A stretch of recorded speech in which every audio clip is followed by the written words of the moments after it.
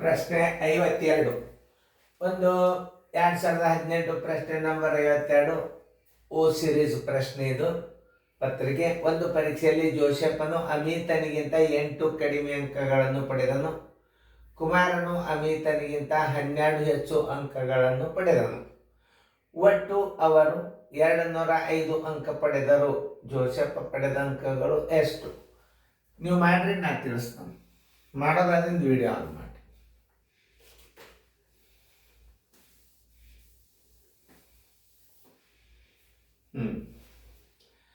ಆಯ್ತಾ? Video on ಮಾಡ್ರಿ, ನಾ ಎಲ್ಲ ತಿಳಿಸಿ ಹೇಳ್ತೇನೆ ನಿಮಗೆ. ಲಕ್ಷ ಕೊಟ್ಟು ನೋಡ್ರಿ.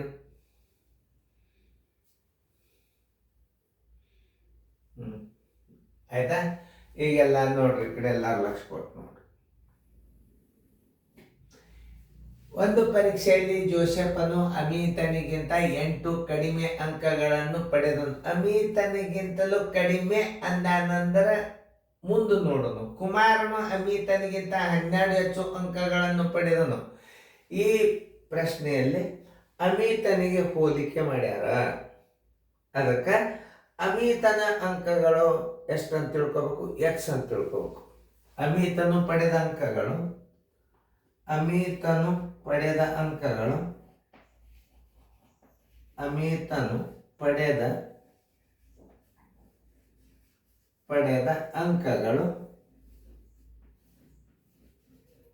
ಅಂಕಗಳು ಎಕ್ಸ್ ಆಗಿರಲಿ. ಓಕೆ. ಆಮೇಲೆ ಯಾವುದು? ಜೋಸೆಫ್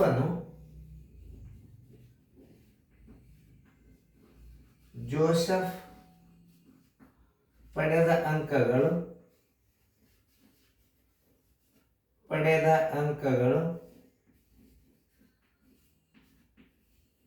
ಅಮಿತನಿಗಿಂತಲೂ ಎಷ್ಟು? 8 ಕಡಿಮೆ. ಅಮಿತ್ ಎಕ್ಸ್ ಪಡೆದಿದ್ದ ಅಂದ್ರೆ ಅವ 8 ಪಡಿತಾನ. ಆಮೇಲೆ ಕುಮಾರನು ಪಡೆದ ಅಂಕಗಳು ಕುಮಾರನು ಪಡೆದ ಅಂಕಗಳು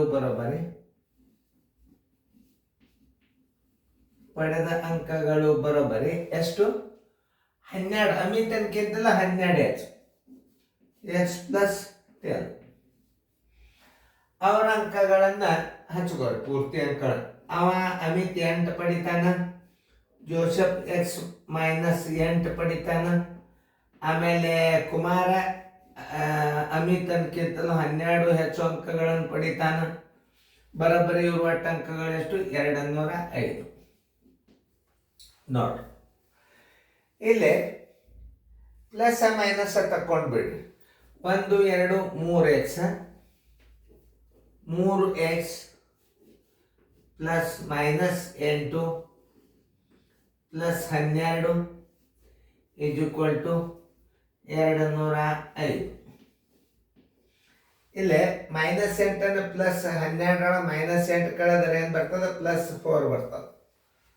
ನೋಡಿ, 3x ಪ್ಲಸ್ 12 ಮೈನಸ್ 8 ಕಳೆಯಿರಿ plus 4 is equal to 205. 205. Okay. 3x is equal to 205 plus ಇದ್ದದ್ದು ಈಚೆಗೆ ಹೋತಂದ್ರೆ ಮೈನಸ್ 4 ಆಗ್ತದ. 3x is equal to 201. x is equal to 201 divided by 3. 3 1 3 6 18, 3 7 21, 3 7 21, 3 6 18, 3 7 21 equal to 67. X ಅಂದರೆ ಯಾರು? ಎಕ್ಸ್ ಈಸ್ ಈಕ್ವಲ್ ಟು ಅಮಿತನು ಪಡೆದ ಅಂಕಗಳು ಅಮಿತನು ಪಡೆದ ಅಂಕಗಳು ಪಡೆದ ಅಂಕಗಳು 67. ಆಮೇಲೆ ಮತ್ತೆ ಯಾರು ಜೋಸೆಫ್ ಪಡೆದ ಅಂಕಗಳು ಜೋಸೆಫ್ ಪಡೆದ ಅಂಕಗಳು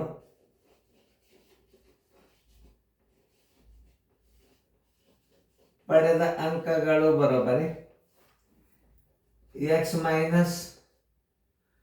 8.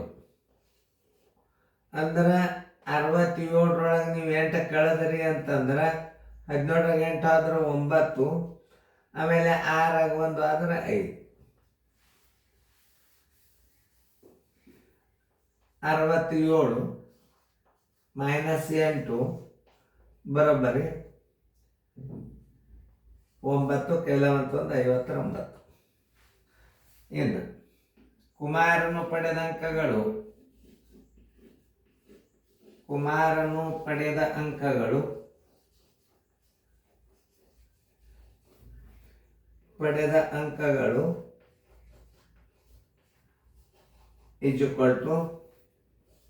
（x + 12）. 59 ಅಮಿತ ಪ್ಲಸ್ 12 ಬರೋಬ್ಬರಿ 9 1 2 11, 5 2 7 71. 9 1 10, 9 1 10 17. 17 8 9, ಕೆಲ ಬಂತು 1 59. ಆಮೇಲೆ 59 71. ಯಾರ್ಯಾರ್ದು ಎಷ್ಟೆಷ್ಟು ನೋಡ್ರಿ, ಸರಿಯಾಗಿ ನೋಡ್ಕೊರಿ. ಅವ್ರು ಯಾರ್ದು ಕೇಳ್ಯಾರ ಅವ್ರದ್ದು ನೀವು ಕಂಡುಹಿಡಿಬೇಕಾಗಲ್ಲ. ಜೋಸೆಫ್ ಪಡೆದ ಅಂಕಗಳು 59.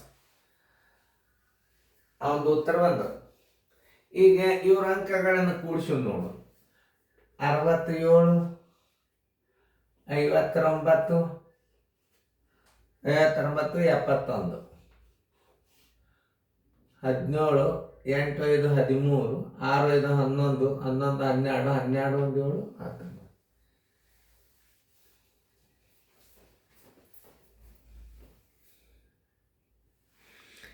ಇಲ್ಲಿ ಕುಮಾರನು ಪಡೆದ ಅಂಕಗಳು ಒಂದು ಸ್ವಲ್ಪ ಹಚ್ಚಿದ್ದ ನಾ ತಪ್ಪಿದ್ದ. ಕುಮಾರನು ಪಡೆದ ಅಂಕಗಳು ಬರೋಬ್ಬರಿ ಅವ ಕುಮಾರ್ ಪಡೆದ ಅಂಕಗಳು ಅಮಿತನು ಎಷ್ಟು ಪಡೆದಾನ ಅದಕ್ಕಿಂತಲೂ ಹೆಚ್ಚು ಹಚ್ಕೋಬೇಕು.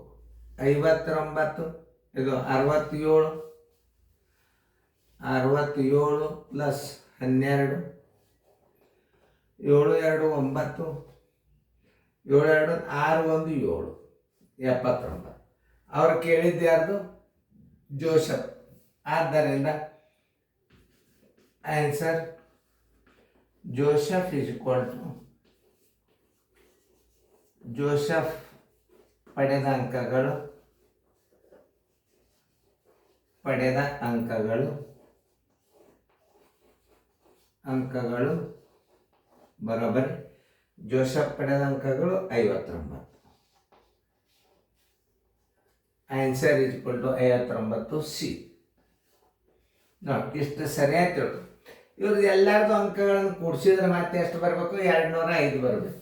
ನೋಡು, 67, ಆಮೇಲೆ ಜೋಸೆಫ್ ಪಡೆದ ಅಂಕಗಳು 59, ಆಮೇಲೆ ಇವಂದು ಯಾರ್ದು ಕುಮಾರಂದು 79.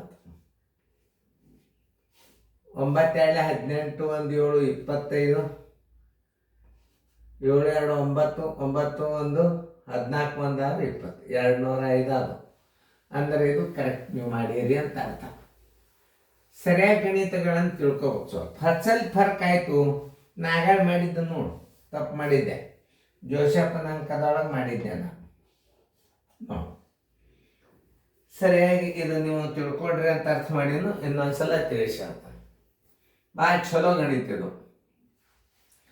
ಅಮಿತನು ಪಡೆದ ಅಂಕಗಳು x ಆಗಿರಲಿ, ಜೋಸೆಫ್ ಪಡೆದ ಅಂಕಗಳು x - 8, ಕುಮಾರನು ಪಡೆದ ಅಂಕಗಳು x + 12, x + x - 8, x + 12 = 205, 3x - 8 + 12 = 205, 3x +